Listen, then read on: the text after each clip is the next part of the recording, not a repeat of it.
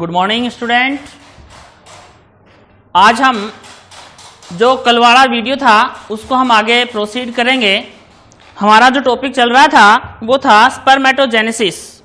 हमारा टॉपिक क्या चल रहा था? Spermatogenesis, right.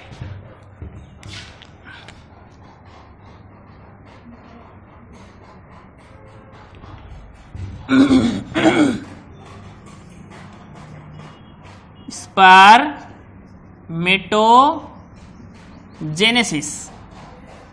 डियर स्टूडेंट, देखिए स्पर्मेटोजेनेसिस शुक्र जनन कहते हैं हिंदी में इसको, शुक्र जनन या शुक्राणु जनन। कल हमने स्पर्मेटोजेनेसिस की मैकेनिज्म में हमने पहला स्टेप जो है उसका फ्लो डायग्राम बनाया था। किसका? फॉर्मेशन ऑफ स्पर्मेटिड का। किसका बनाया? Formation of spermatid.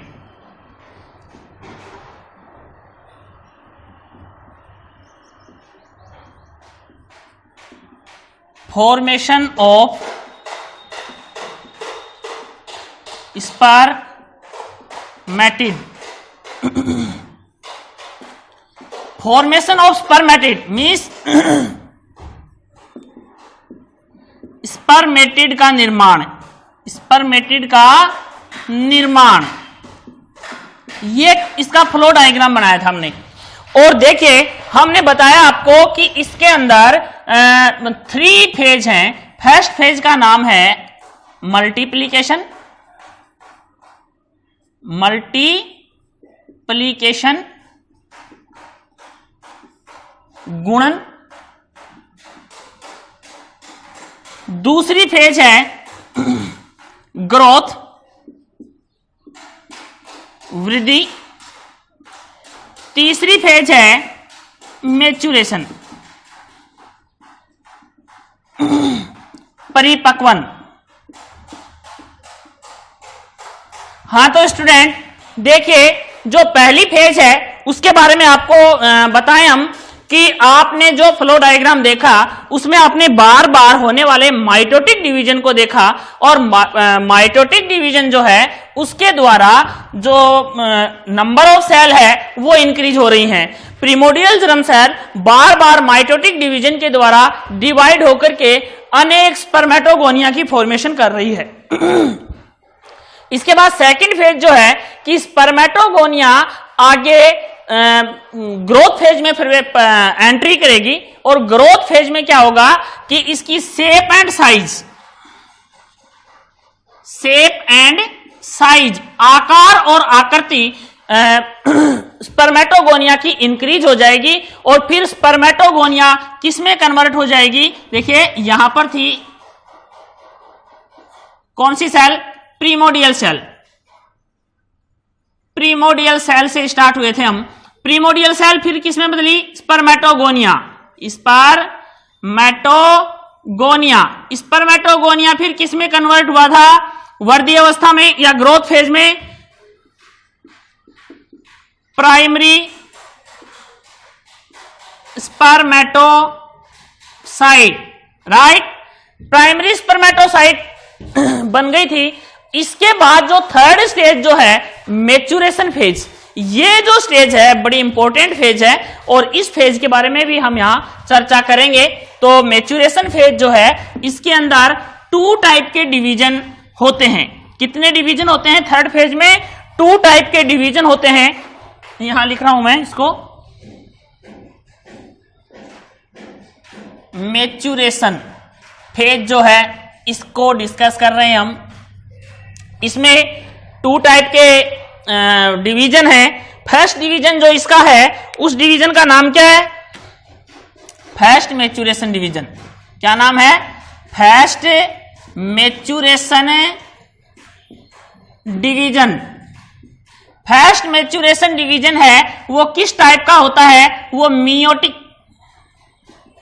Meiosis type का डिवीजन होता है। हम जानते हैं कि मियोसिस टाइप का जो डिवीजन है उसके अंदर डिवीजन की जो फेज हैं वो है प्रोफेज, मेटाफेज, एनाफेज और टीलोफेज। 4 फेज हैं। कितनी फेज हैं? 4। मुख्य रूप से 4 फेज हैं, प्रोफेज, मेटाफेज, एनाफेज और टीलोफेज। सबसे पहले हम बात कर रहे हैं प्रोफेज की। प्रोफेज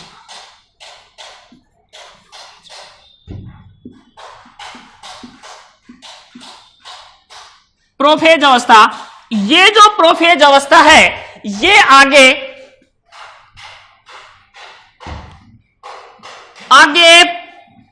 5 फेज में डिवाइड है। ये जो फेज है आगे इसको हम 5 फेज में डिवाइड करेंगे, 5 सब फेज में डिवाइड करेंगे। तो पहली फेज का नाम आएगा इसमें लेप्टोटीन। पहली फेज कौन सी है? लेप्टोटीन।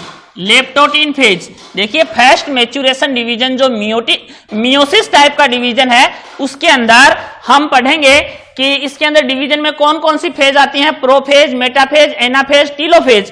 तो पहली फेज जो है प्रोफेज, इस प्रोफेज की पहली सब फेज है उसका नाम है लेप्टोटीन। और लेप्टोटीन फेज में क्या होता है, क्रोमोजोम जो है वो धागे नुमा दिखाई देते हैं। Thread like structure of chromosomes are visible in the phase of leptotene. Right, देखिएगा इस फेज में क्या है, क्रोमोजोम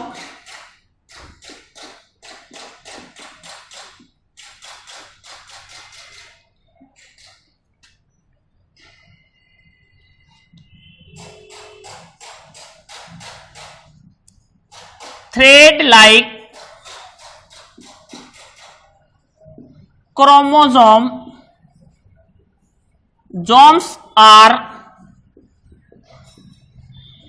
visible means धागे नुमा, गुणसूत्र धागे नुमा दिखाई देते हैं। इस अवस्था में क्या होता है कि गुणसूत्र क्रोमोजोम गुणसूत्र धागे नुमा दिखाई देते हैं।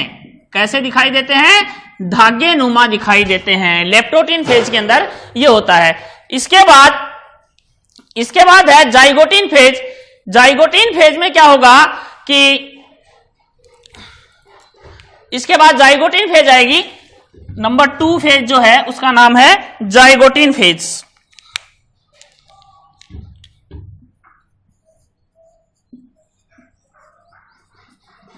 जाइगोटीन सेकंड फेज का नाम क्या है? जाइगोटीन। इस फेज में क्या देखो, इसमें धागेनुमा दिखाई दे रहे हैं, थ्रेड लाइक क्रोमोजोम है, तो इसके अंदर होमोलोगस क्रोमोजोम आपस में पेयर बनाएंगे। क्या करेंगे? होमोलोगस क्रोमोजोम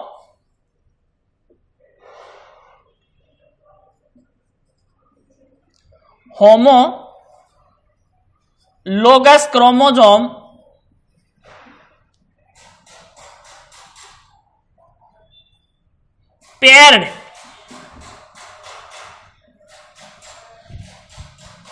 समजात गुणसूत्र जोड़े बनाएंगे। क्या करेंगे? समजात गुणसूत्र जोड़े बनाएंगे। समजात गुणसूत्र जोड़े बनाएंगे। समजात गुणसूत्रों के क्या बनेंगे? यहां पर जोड़े बनेंगे। समजात गुणसूत्रों के जोड़े बनेंगे तो इस अवस्था को हम कहेंगे सिनेप्सिस। सिनेप्सिस की क्रिया होगी। यहां पर किसकी क्रिया होगी? सिनेप्सिस की क्रिया होगी।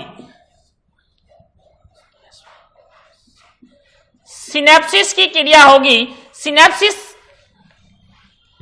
जो क्रिया है वो जाइगोटीन फेज में होती है। राइट, होमोलोगस क्रोमोजोम के पेयर बनेंगे तथा सिनेप्सिस की क्रिया इसमें होगी, सिनेप्स बनेंगे। सिनेप्स बनेंगे। इसके बाद नेक्स्ट जो स्टेज है वो है पैकेटीन अवस्था। कौन सी स्टेज है? Pachytene stage. थर्ड जो स्टेज है इसकी पैकेटीन। पैकेटीन देखिए, ये लेप्टोटीन, लेप्टोटीन, ये जाइगोटीन और ये पैकेटीन।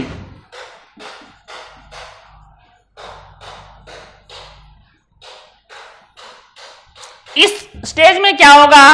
क्रोमोजोम टेट्राड, एक क्रोमोजोम में 2 क्रोमेटिड पाए जाते हैं। तो दो क्रोमेटिड हो गए, 2 क्रोमोजोम हो गए होमोलोगस, 2 क्रोमोजोम हो गए। तो देखो यहां पर सेंट्रोमियर है, मान लो ये एक क्रोमोजोम है, ये एक क्रोमोजोम है, एक क्रोमोजोम में 2 क्रोमेटिड पाए जाते हैं। तो 2 क्रोमोजोम में टोटल कितने हो गए? 4 क्रोमेटिड। कितने हो गए? 4 क्रोमेटिड। तो इसको बोलेंगे टेट्राड। ये टेट्राड बनाएंगे भाई, क्रोमोजोम क्या बनाएंगे? टेट्राड, टेट्राड फॉर्म्ड,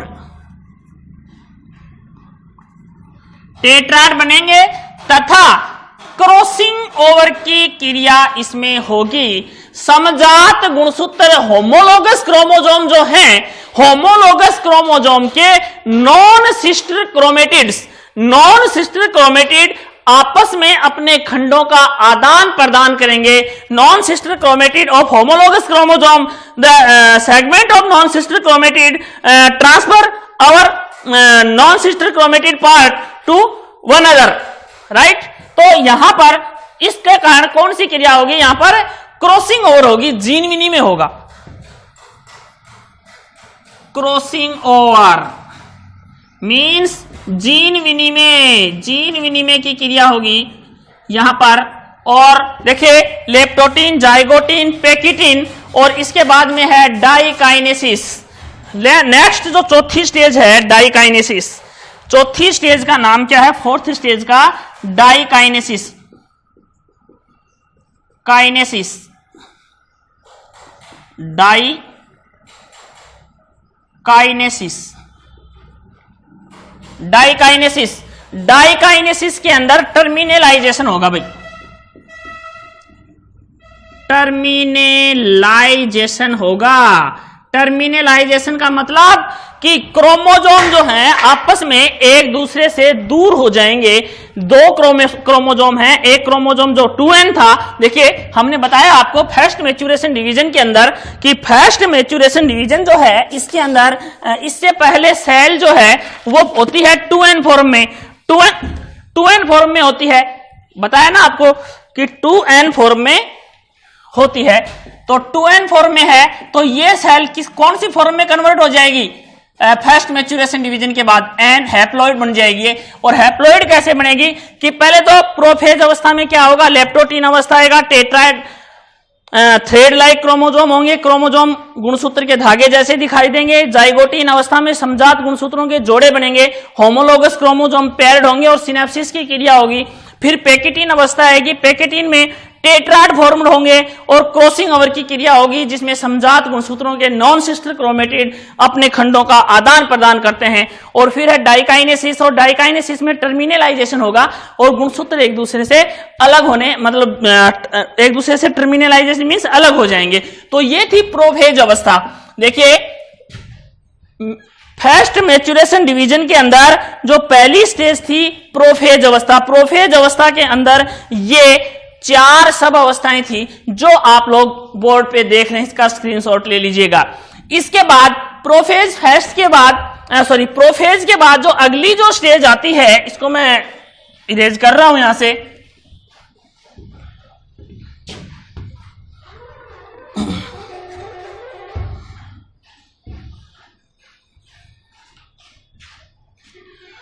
प्रोफेज के बाद जो अवस्था आती है उस अवस्था का नाम है मेटाफेज।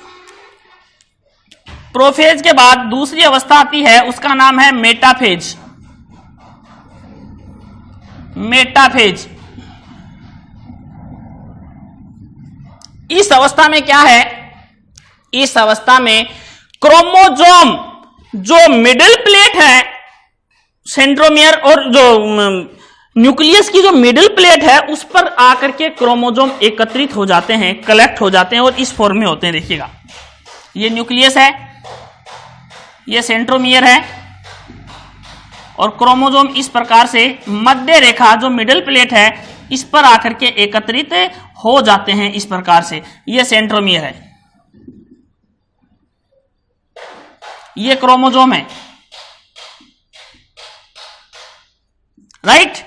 प्रोफेज के बाद में मेटाफेज, मेटाफेज में क्रोमोजोम मध्य प्लेट पर आकर के एकत्रित हो जाते हैं। प्रोफेज, मेटाफेज, तीसरी फेज है एनाफेज। तीसरी फेज है एनाफेज, प्रोफेज, मेटाफेज, एनाफेज।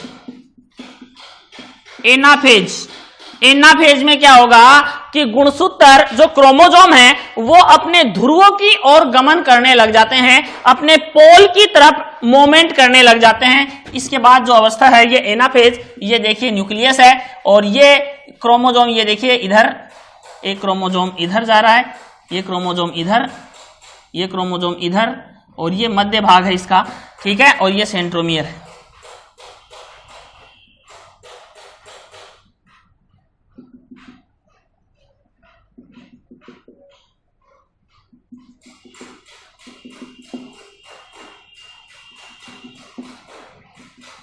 ऐसे ये क्रोमोसोम देखिए ध्रुवों की तरफ गमन करने लग जाएंगे, ये इधर और ये इधर।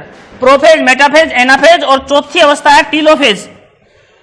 चौथी अवस्था है टीलोफेज।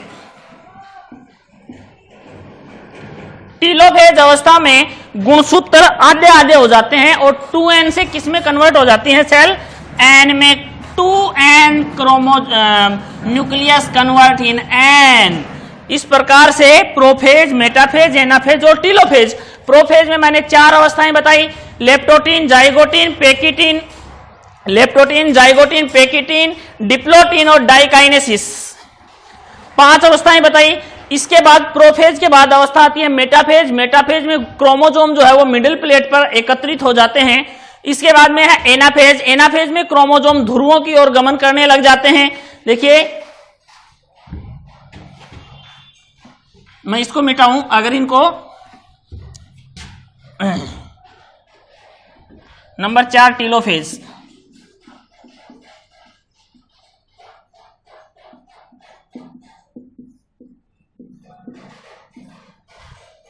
ये अवस्थाएं हमने 5 पढ़ी हैं। मेटाफेज में क्रोमोसोम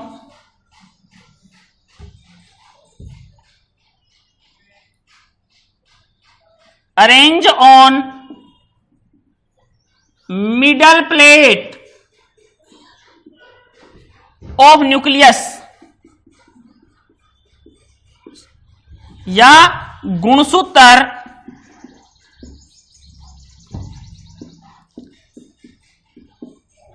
केंद्रक की मध्य प्लेट पर एकत्रित हो जाता है।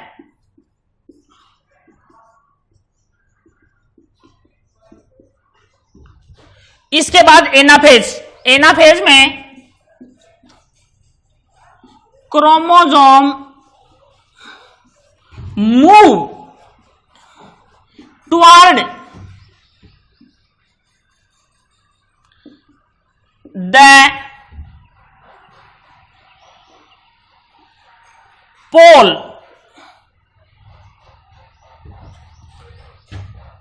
गुणसूत्र ध्रुवों की तरफ गमन करते हैं और टीलोफेज में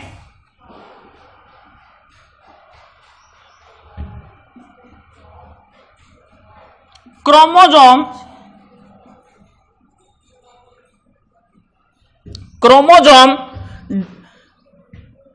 50-50 आधे आधे हो जाते हैं और क्रोमोसोम 2n से n एक साइड में और n एक साइड में और बीच में जो न्यूक्लियर मेम्ब्रेन है उसकी फॉर्मेशन हो जाती है और एक सेल से 2 सेल की फॉर्मेशन हो जाती है और इस प्रकार से फर्स्ट मैच्योरेशन डिवीजन होता है। इसके बाद जो सेकंड मैच्योरेशन डिवीजन है वो नॉर्मल जो माइटोटिक डिवीजन है वो होता है, जो आपने पीछे देखा है n सेल से वापस n सेल ही प्रोड्यूस होगी। ये देखिए मैच्योरेशन फर्स्ट था। इसके बाद देखिए आपको बताएं कि मैच्योरेशन डिवीजन सेकंड में क्या रहेगा।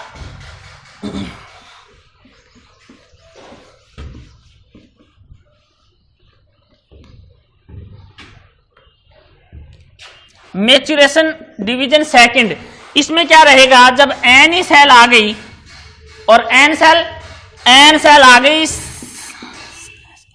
सेकेंडरी स्पर्मेटोसाइट साइट जो फ्लो डायग्राम में आप लोग देख चुके हैं, और इसमें माइटोटिक डिवीजन होगा। माइटोटिक डिवीजन होगा तो ये एन सेल जो है ये एन ही यहां रह जाएगी, और एक सेल से कितनी सेल बन जाएंगी? 2 सेल बन जाएंगी। और इस प्रकार से ये किसकी फॉर्मेशन हो गई? स्पर्मेटिड की। ये था फॉर्मेशन ऑफ स्पर्मेटिड या स्पर्मेटिड का निर्माण। इसके बाद देखिए हम सेकंड जो इसकी स्टेज है उसमें एंट्री कर रहे हैं। अब इसका जो दूसरा जो भाग है उसके बारे में देखेगा।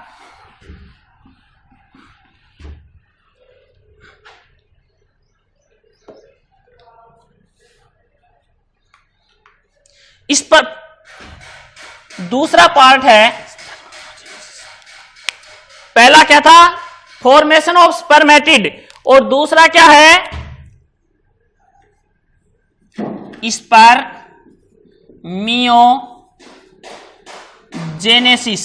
स्पर्मियोजेनेसिस या शुक्र कायांतरण।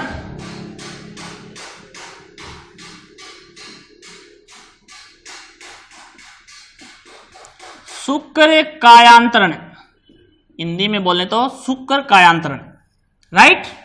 अब देखिएगा, ध्यान दीजिए, हम जानते हैं कि जो स्पर्मेटिड की फॉर्मेशन हुई है, जो स्पर्मेटिड बनी है 4, कितनी बनी? 4 स्पर्मेटिड बनी है, 4 स्पर्मेटिड बनी है। और ये स्पर्मेटिड कैसी हैं? राउंड है। आपको बताया था मैंने, इसके फीचर देखिएगा, राउंड है, हैप्लॉइड है, नॉन मोटाइल है,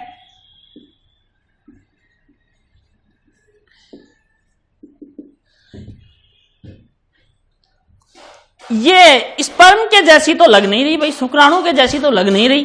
क्यों? कि स्पर्म को तो अंडाणु को भेद के उसके अंदर प्रवेश करना है, और ये तो नॉन मोटाइल है। अब इस स्ट्रक्चर से, इस स्पर्मेटिड से हमें स्पर्म बनाना है, तो इसमें क्या कायांतरण होगा, इस बारे में हम यहां पर स्पर्मियोजेनेसिस में चर्चा करेंगे। और इसके अंदर जो बदलाव आएंगे उन बदलावों की हम चर्चा करेंगे। क्रोमोसोम जो है उसकी स्ट्रक्चर, मैं अगर रफली आपको डायग्राम बताऊं तो इस तरीके की उसकी स्ट्रक्चर आप लोग हम आगे पढ़ेंगे। इस तरीके से ये देखिएगा, ये क्रोमोसोम होगा और ये इस पे कैप लाइक स्ट्रक्चर होगी, राइट। और यहाँ पर ये प्रोक्सिमल, ये distal, tail, middle part, nucleus, acrosome, ये इस तरीके का आपको स्ट्रक्चर जो है वो बनानी है। और इस स्पर्मेटिड से,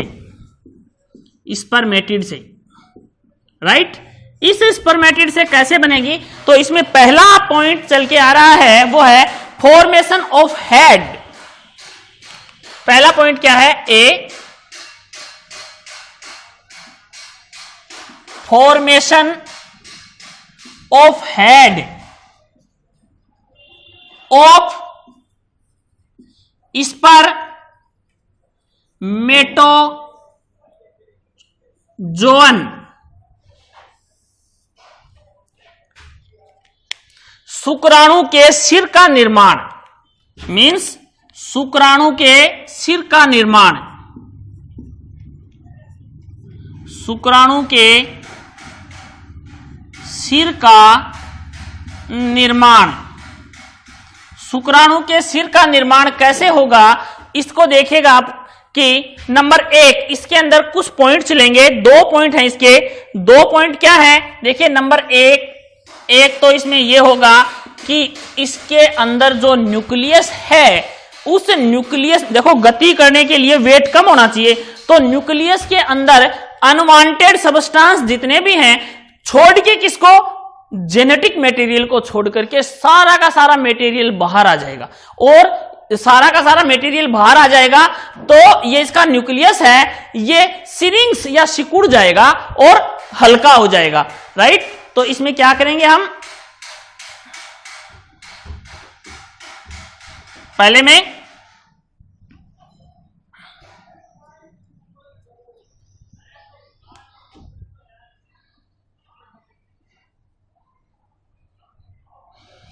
में क्या होगा कि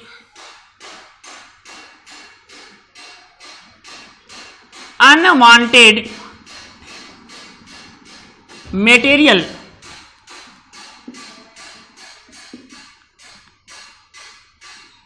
came out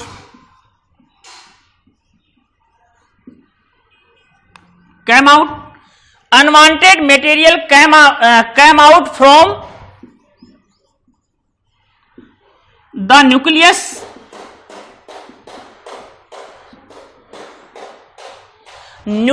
से, या हिंदी में बोलें तो केंद्रक से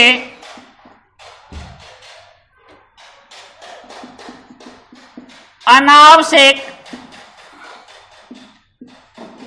पदार्थ बाहर आ जाता है।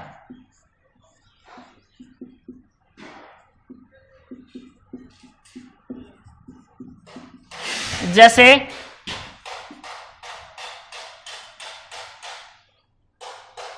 आरएनए, प्रोटीन, वाटर आदि। आरएनए, प्रोटीन, वाटर आदि सब बाहर आ जाएंगे एंड न्यूक्लियस कैसा हो जाएगा, फिर सिकुड़ जाएगा, जिस कारण से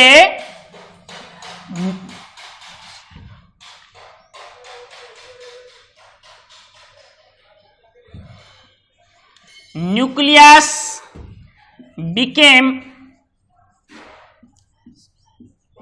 सिरिंक्स, मतलब केंद्रक सिकुड़ जाएगा, सिकुड़ जाएगा। क्या हो जाएगा? केंद्रक सिकुड़ जाएगा। और दूसरा जो इसमें पार्ट है वो क्या है? Formation of acrosome. ये पहला है कि इसके अंदर से क्या होगा, इसके अंदर से अनवांटेड जो सब्सटेंस हैं, इसके इस स्पर्मेटिड के अंदर से, मैं यहां बना रहा हूं इस स्पर्मेटिड को,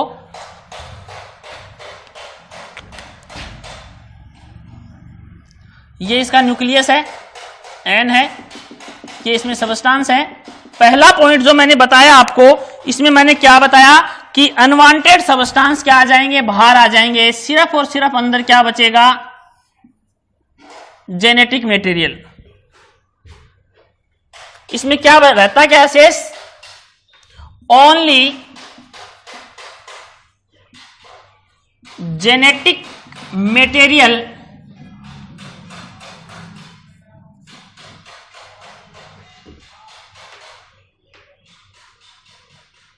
स्टे इन न्यूक्लियस। इसके अंदर से वाटर, आरएनए, प्रोटीन,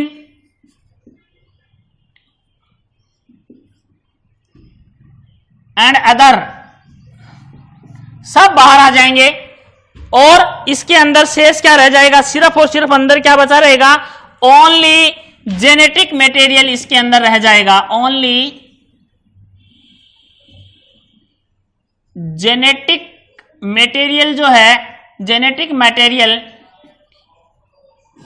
शेष रह जाएगा, राइट? जिस कारण से ये न्यूक्लियस क्या हो जाएगा? ये न्यूक्लियस सिकुड़ जाएगा, सिकुड़ जाएगा।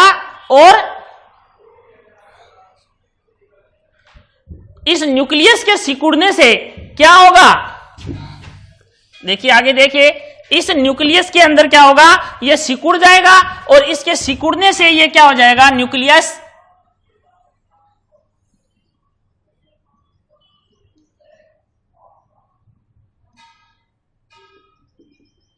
सिर्फ इसमें जेनेटिक मटेरियल है, जेनेटिक मटेरियल,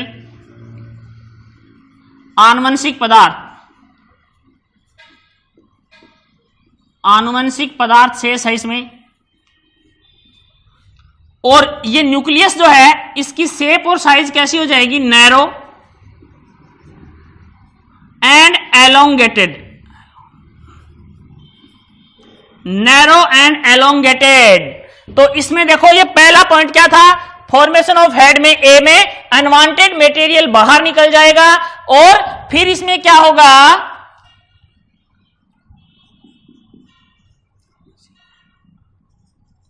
spherical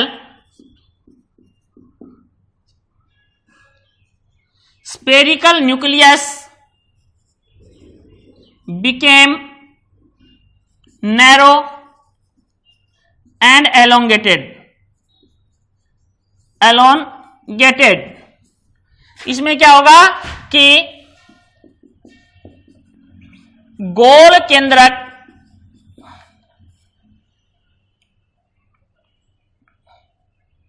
सकरा व बेलनाकार हो जाता है। सकरा व बेलनाकार हो जाता है। ठीक है, इसके बाद देखिए सकरा व बेलनाकार होने के बाद इसी में फॉर्मेशन ऑफ एक्रोसोम, दूसरा पॉइंट, ये पहला पॉइंट था फॉर्मेशन ऑफ हेड ऑफ स्पर्मेटोजोवन। इसमें दो चीजें हो रही हैं, unwanted material come out from the nucleus, right. इसके बाद देखिए सेकंड जो है the spherical nucleus become narrow and elongated, right. तो ये इसका पहला पॉइंट है। सेकंड पॉइंट अपन जो है इसके बाद कर रहे हैं। सेकंड पॉइंट में देखिए फॉर्मेशन ऑफ, इसको मिटा रहा हूं भाई,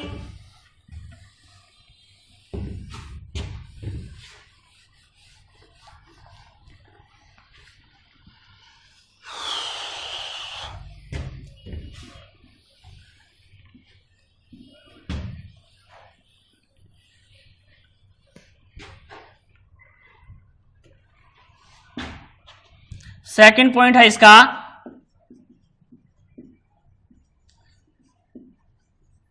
formation of acrosome. Formation of acrosome, acrosome का निर्माण, एक्रोसोम का निर्माण। सबसे पहले तो हमें यह पता होना चाहिए कि ये एक्रोसोम क्या चीज है। तो एक्रोसोम देखिए ये हमारा न्यूक्लियस स्पर्म है, ये स्पर्म है और इस स्पर्म पे, इसके न्यूक्लियस पे शीर्ष भाग में एक टोपी नुमा संरचना पाई जाती है। Cap like structure on the nucleus of sperm is called acrosome. This is called acrosome. Acrosome क्या है कि न्यूक्लियस जो है स्पर्म का, उसके ऊपर एक कैप लाइक स्ट्रक्चर पाई जाती है जिसको हम क्या कहते हैं, एक्रोसोम कहते हैं। तो सबसे पहला है एक्रोसोम है क्या चीज, the cap like structure, A cap like structure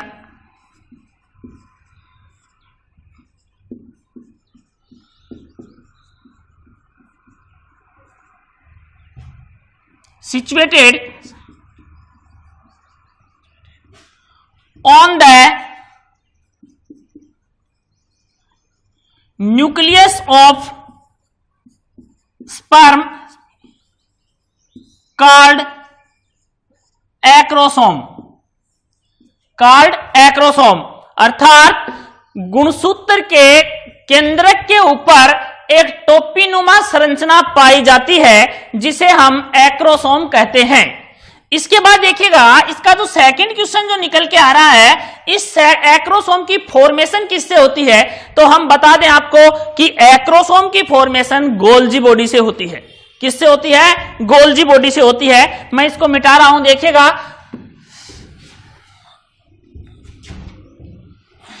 ऊपर से मिटाना पड़ेगा थोड़ा सा।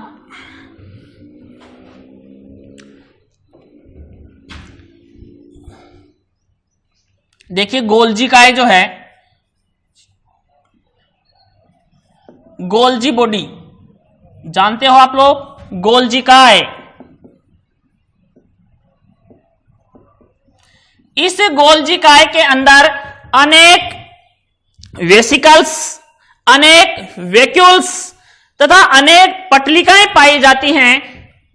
उनमें से क्या होगा कि एक वैक्यूल्स जो है वो अपने आकार, अपनी साइज को इंक्रीज कर लेगी। वैक्यूल्स क्या करेगी, इंक्रीज इन साइज, वैक्यूल्स क्या करेगी, इंक्रीज इन साइज, जिसके कारण इसको हम क्या कहेंगे, अब वैक्यूल्स इंक्रीज इन साइज, इसको कहेंगे प्रो एक्रोसोमल ग्रेन्यूल्स। इस कारण से इसको क्या कहेंगे हमें, pro acrosomal granules, pro acrosomal granules. देखिए ये गोल्जिकाय है, इसकी तारक, इसकी जो वैक्यूल्स जो है, इसकी रिक्तिका जो है, रिक्तिका बड़ी हो जाती है। रिक्तिका के बड़ी होने से इसको हम क्या नाम देंगे, प्रो एक्रोसोमल ग्रेन्यूल्स। हिंदी में भी इसको यही कहते हैं, प्रो एक्रोसोमल ग्रेन्यूल्स। फिर क्या होगा कि दो प्रो एक्रोसोमल ग्रेन्यूल्स आपस में अटैच हो जाएंगी, टू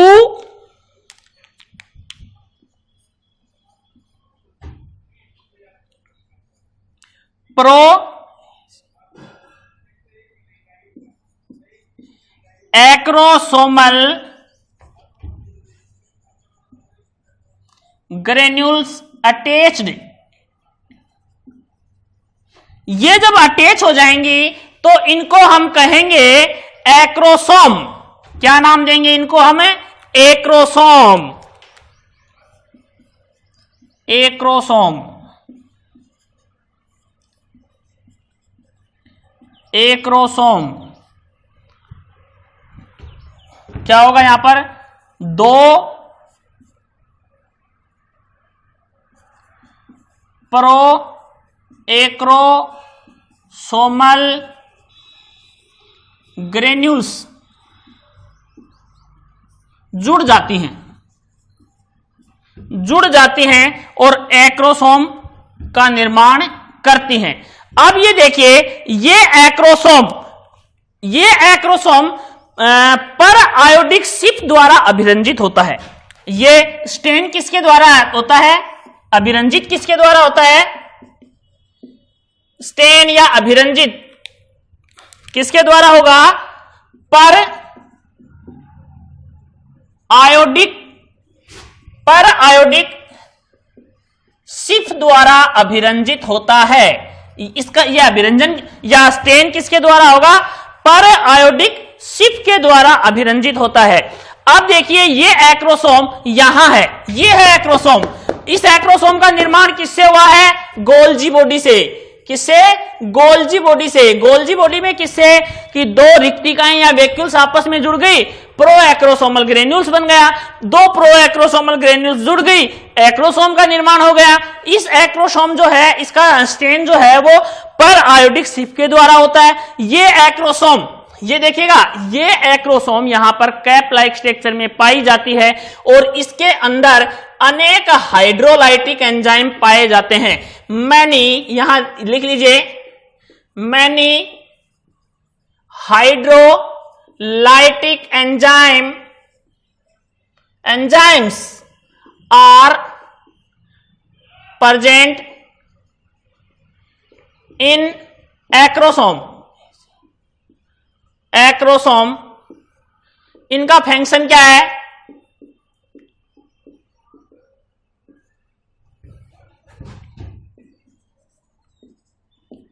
ब्रेक द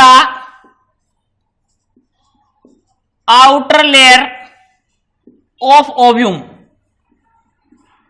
अंडे की बाहरी जो झिल्ली है उसको भेदने का या तोड़ने का या गलाने का या अपगठित करने का काम कौन करते हैं, ये हाइड्रोलाइटिक एंजाइम करते हैं और ये एक्रोसोम में पाए जाते हैं।